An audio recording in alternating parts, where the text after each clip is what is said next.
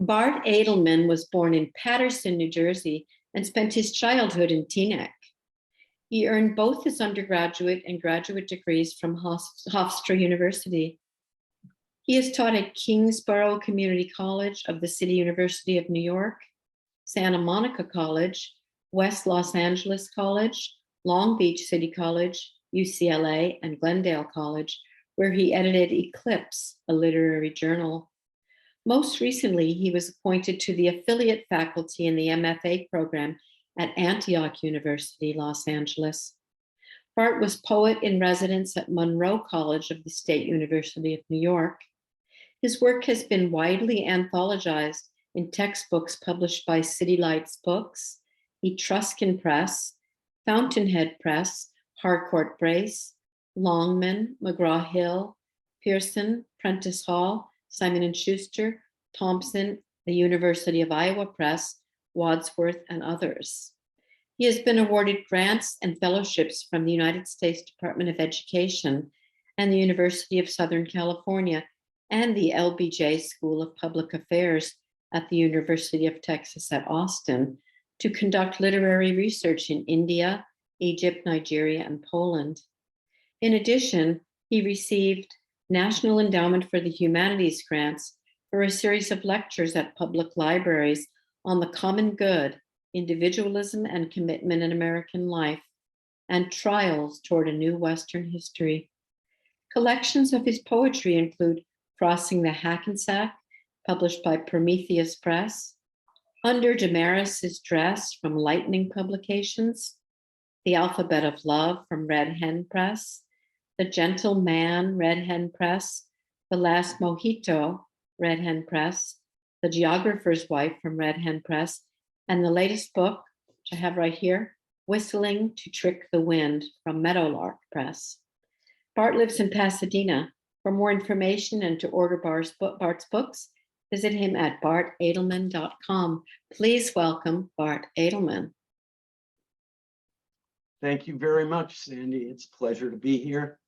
Thank you to Rivertown Poets, to Aquas Cafe. Special thanks to my publisher, Meadowlark Press, to Tracy Million Simmons, who is the clairvoyant there, to Lindsay Garcia, who is the publicist, and a special welcome to Susan Cisco, who puts almost all of my books together with the layout and everything else. So Sandy has mentioned that we did not know each other in high school. I believe the graduating class was 720 people, and maybe that was a reason. But we both grew up in Bergen County, in Teaneck, which is on the banks of the Hackensack River. And there was something very majestic about that river. It certainly was not like the mighty Mississippi for Sam Clemens, but for those of us that lived there, it did at least have some wonderful qualities, and it also gave us a vista about travel, or at least to me, and I think was responsible for some of my later journeys. And so I'd like to begin with the title poem from that book, Crossing the Hackensack. Crossing the Hackensack in dugout canoes, we lay low, crouched and confined, placid water rippling beneath us, silent paddles sweeping dreams below the shadowy surface.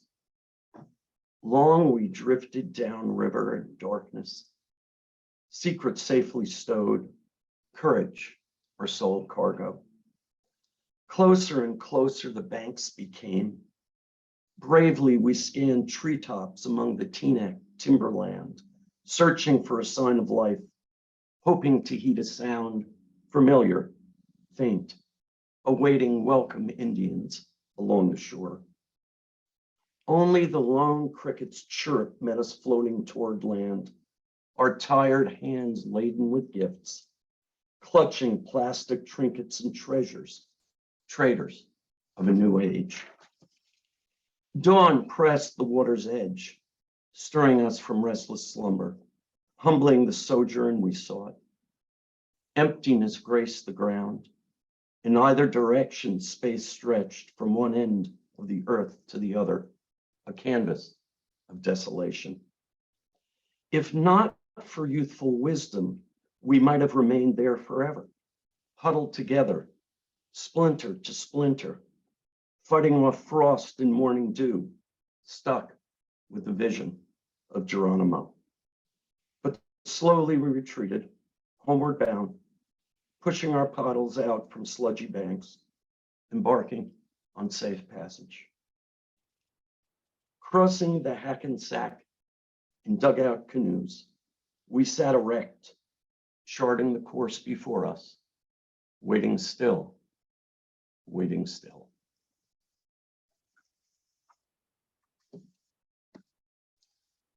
Thank you.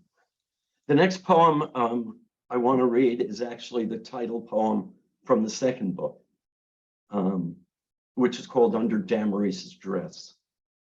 And the same kind of lessons that you learn in life can be learned from a river.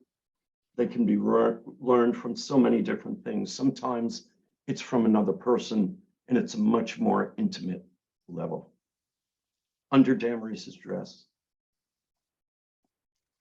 Under Damaris's dress, I crept that cold night to watch the crackling firelight burn between her legs.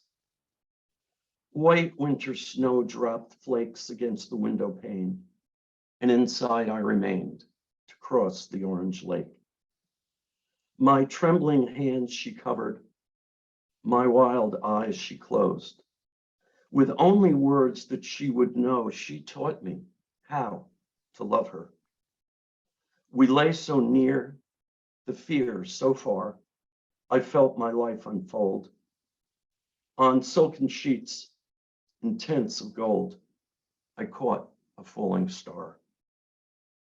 Her gentle touch, her soft caress, from these I must confess, I learned the art of tenderness under Damaris's dress.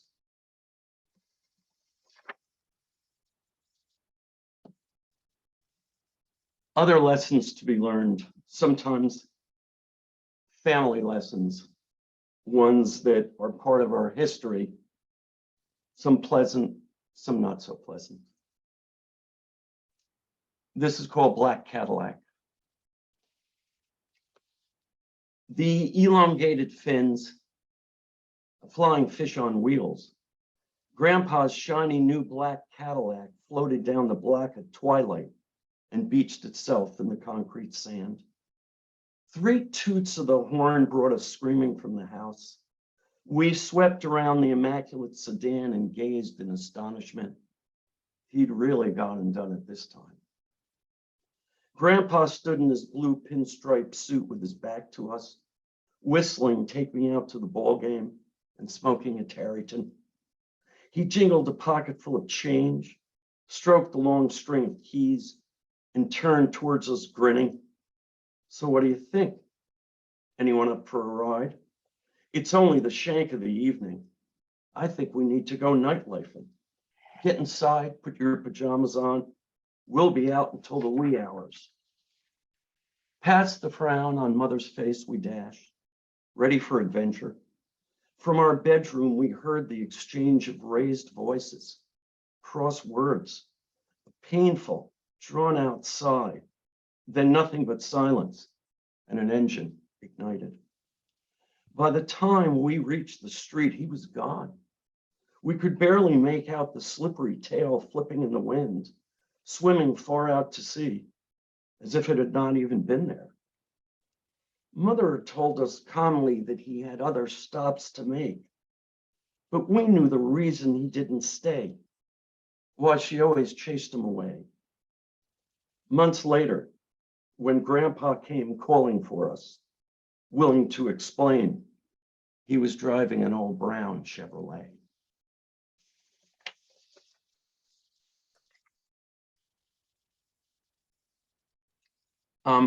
I don't know, did any of you see that wonderful short concert with Joni Mitchell that was on where she was singing from, I think from the Newport Jazz Festival. And I was reminded of an album that she put out, which was called Court and Spark. And I remember when that came out, and I remember thinking of the words Court and Spark. And I remember also thinking of the word woo. And I remember when I wrote this next poem, which is also from Under Demarie's Dress, called Courtship, I was thinking about whether people were still wooing each other, or whether what I had written was love American style or something more universal. So this is Courtship. I wanted to walk you to school, but you said suddenly you felt ill. I wanted to hold your hand, but you said you had a bum leg. I wanted to kiss you, but you said that was unthinkable. I wanted to comb your hair, but you said you hid the brush. I wanted to paint your fingernails, but you said you bit them down to nothing. I wanted to search for answers, but you said I hadn't a clue. I wanted to wash your feet, but you said I was unclean. I wanted to make love to you last night, but you said you were a morning person. I wanted to make love to you. I wanted to take you away on a vacation, but you said you'd rather stay at home. I wanted to set the record straight, but you said you liked it crooked. I wanted to have a serious conversation, but you said I was being silly. Then I asked you to marry me, and you said yes, of course.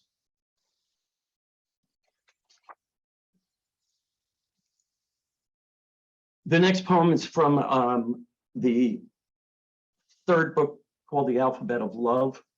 I don't know how many of you might be familiar with Nathaniel West, who was a wonderful novelist, grew up in New York, actually came out to California, and unfortunately died in California on his way back to a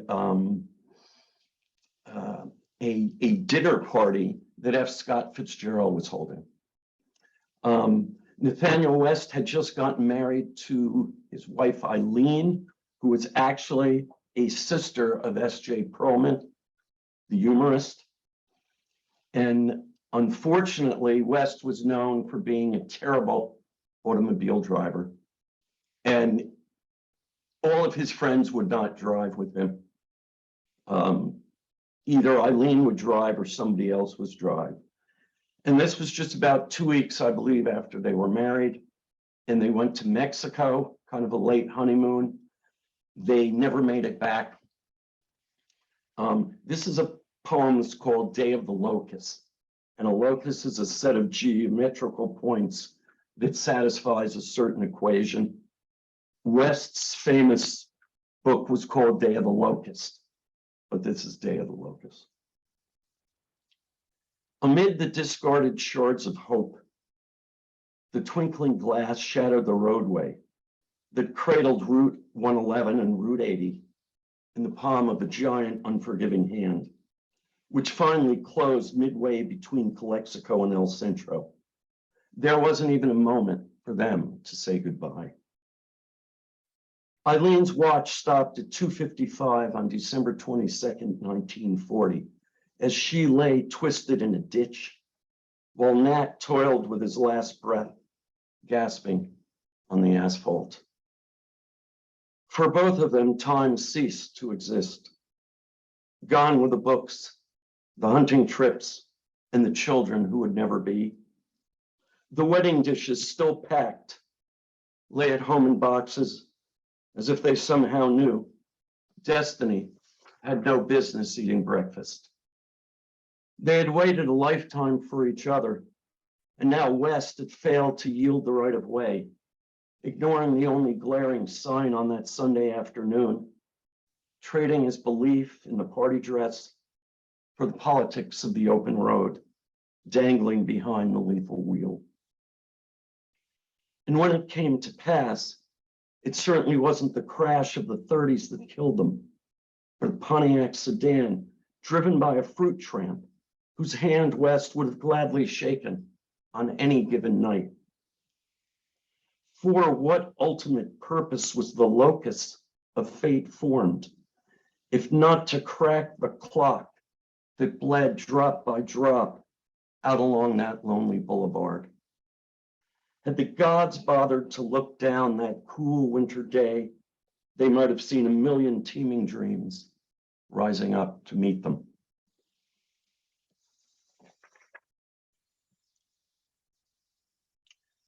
I'm going to read 2 poems from The Geographer's Wife, and then I'm going to read the rest of the poems will be from Whistling to Trick the Wind. This is the title poem that was published in the Flint Hill Review. The book itself has 4 sections, east, west, north, and south. There's a certain map that it follows, a certain map that I think we all follow, along with the borders we create in our lives. This is The Geographer's Wife. Pity, pity, pity the poor geographer's wife, who spends most of her life missing him in every isthmus, desert, mountain, and valley he's had the pleasure to explore. He claims it's not his fault. The field takes him away, draws him east, west, north, and south at a moment's notice, often in the middle of the night, while she rises from their tiny bed and he packs a bag of silence only a secret can keep. He swears she knew about his desire, the longing to touch air, land, and sea, the need to leave a piece of himself wherever he can, survey the climatic conditions of an earth so vast he can barely comprehend it all. When she timidly asks upon each one of his returns how it is that they cannot travel together, why he will not share his life's work, he struggles so with his words, she retreats to her bowl of yarn to darn yet another sock, steady herself for a week before his next departure. Ah, yes, pity the poor geographer's wife who watches the house grow more and more around her each day.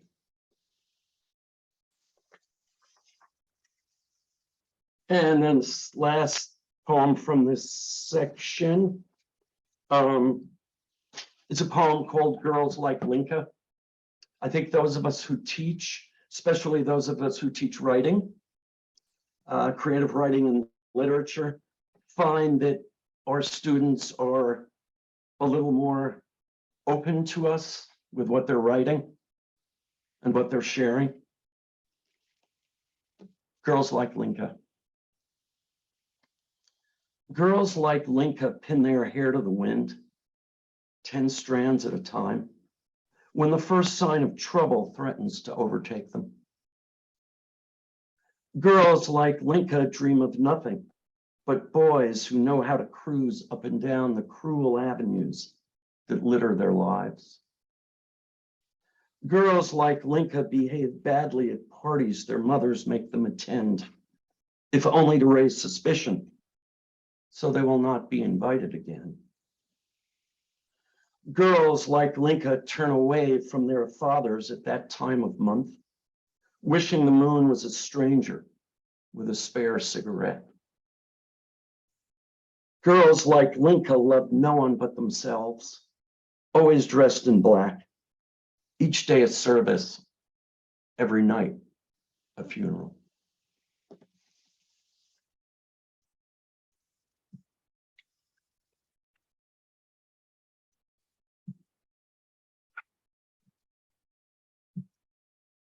Okay, the first poem from Whistling to Trick the Wind. If you have a publisher by the name of Meadowlark, there's probably going to be a few bird poems, probably a few in the collection. This first poem is called The Woodpecker. To know the length of my shadow grows smaller and smaller each year, makes me pause in mid-thought, unable to complete the sentence it seems I need serve. I realize no escape is possible. Fate has a way of convincing even the most ardent skeptic we can only go so far before the last chip is cashed and we're no longer playing with the benefit of house money. Each night as sleep approaches, if I'm lucky enough to find it, I ask what it is I've done to earn admission into heaven. That I often come up empty gives me ample cause for sorrow. And I think the time appears short. I must learn to do better, should I expect a reprieve. When the morning mercifully arrives, I hear my friend, the woodpecker, drilling patiently outside the window. Is his work any different than mine?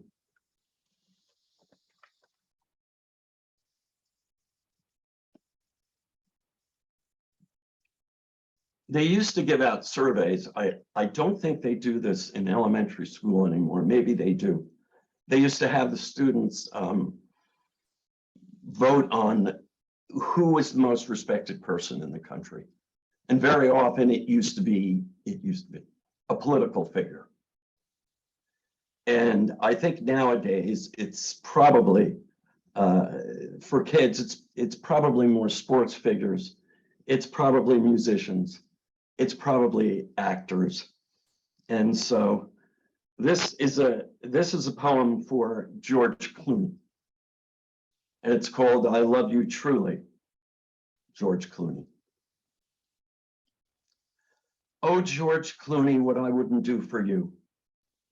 Clean you, clothe you, cook for you, carry your protest signs up and down Fifth Avenue, challenge every single rumor concerning your so-called sexuality, as if ambiguity were a crime.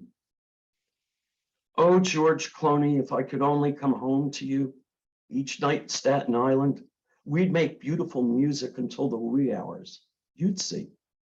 I'd buy you chocolates and an array of flowers to christen the life we'd share. I'd swear my devotion to you on a stack of leather Bibles stretched as high as the Empire State Building. Oh, George Clooney, I'd proudly play Catwoman if you'll remain Batman.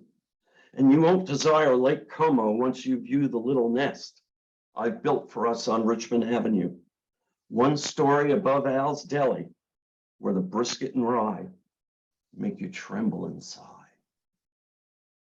Oh, George Clooney, you won't need to save another soul in the world once you surrender to me. There'll be enough peace between us. You won't have to travel the globe seeking another righteous cause. Oh, sweet brother, where art thou? I love you truly, George Clooney.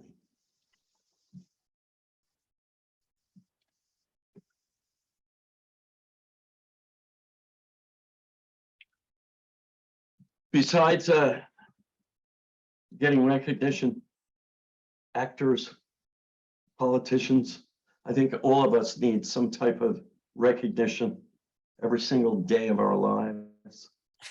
I think we somehow in the chaos need to be told that we're just fine. This poem is called I'm Fine. My brother tells me I'm pretty. My sister tells me I'm plain. My husband tells me I'm fine. My mother tells me I'm thin. My mirror tells me I'm fat. My husband tells me I'm fine. My friends tell me I'm smart. My boss tells me I'm stupid. My husband tells me I'm fine. My doctor tells me I'm healthy. My monthly tells me I'm sick. My husband tells me I'm fine. My beautician tells me I'm open. My shrink tells me I'm closed. My husband tells me I'm fine. My Lexus tells me I'm rich. My bank book tells me I'm poor. My husband tells me I'm fine. My pastor tells me I'm saved. My God tells me I'm damned. My husband tells me I'm fine.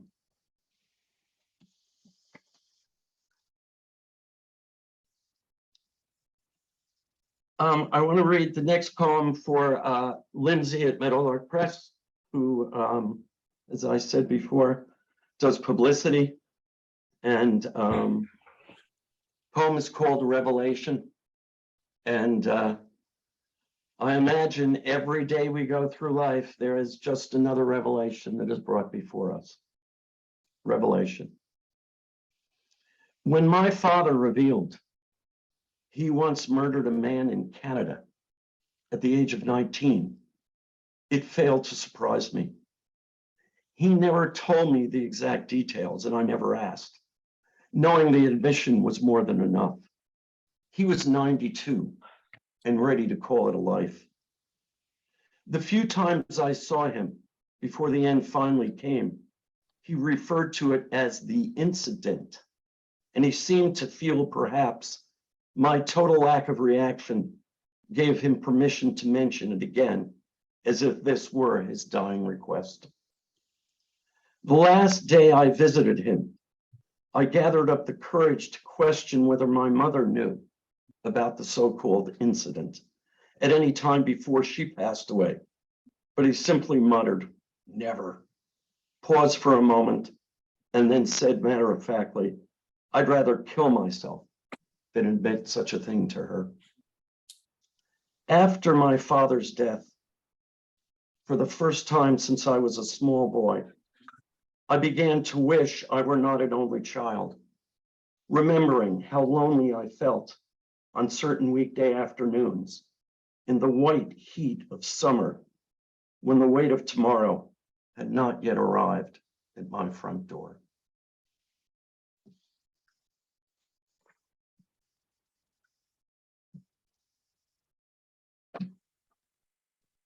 The next poem was published in Chautauqua Literary Journal, that also was kind enough to do a very favorable review of Whistling to Trick the Wind, written by Charlotte Matthews. The poem is called Coastal Lagoon. I am unsure of lust, residing in curious places where I would never suspect. The eye of a tree, the belly of a rock, the toe of a cloud. I do not presume to know how to find desire around the jolly corner, over the next bluff, under the back steps. I become somewhat flustered all too often, I'm afraid, when I pretend passion thinks on its feet, sings for its supper, dreams of its demise. But I have most recently witnessed the afterglow love casts across the floor on a candlelit night in a circular room beside a coastal lagoon.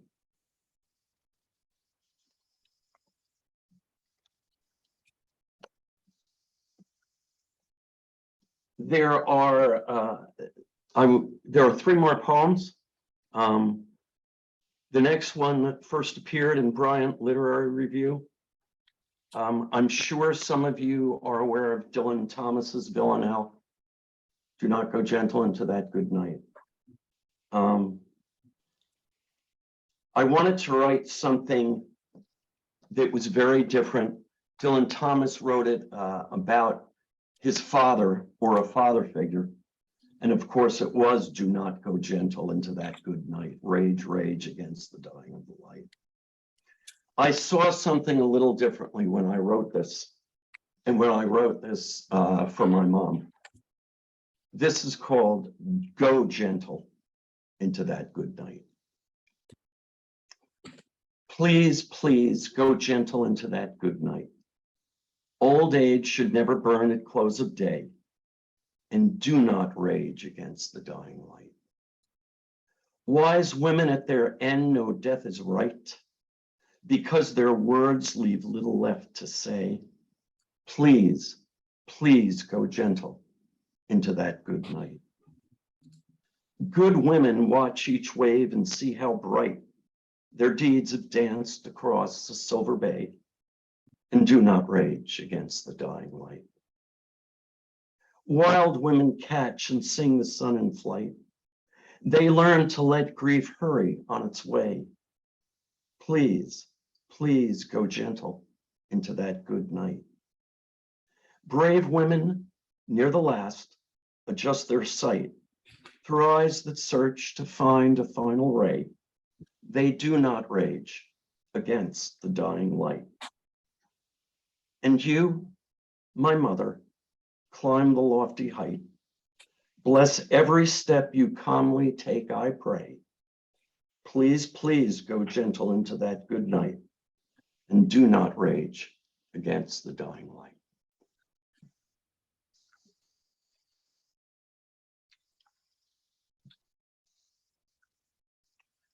I'm lucky enough to be able to read that poem for my mother.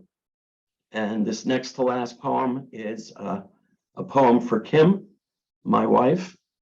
First appeared in the International Journal Interlit Q, and it's called How I Came to You. Bankrupt, petty, poor, without a drop of honey coursing through my veins, the ire from another life I led in slow motion. When my soul departed, the moment I turned away to scowl at the stars.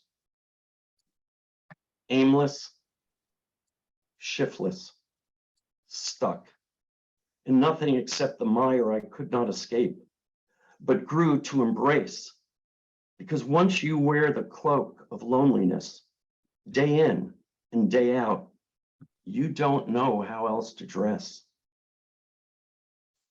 Admit, permit, submit, vows I refused to keep until I came to you and heard you reveal them for the first time.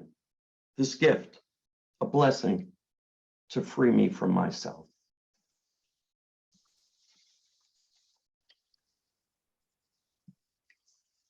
And, thank you. The final poem, Whistling to Trick the Wind, was David Garion, the critic at Interlit Q, always called it the titular poem of the collection. And he speaks about, in his review that he did, about this poem and how it attempts for all of us. We're all seeking a rest from something that we have been carrying, sometimes a burden as long as possible.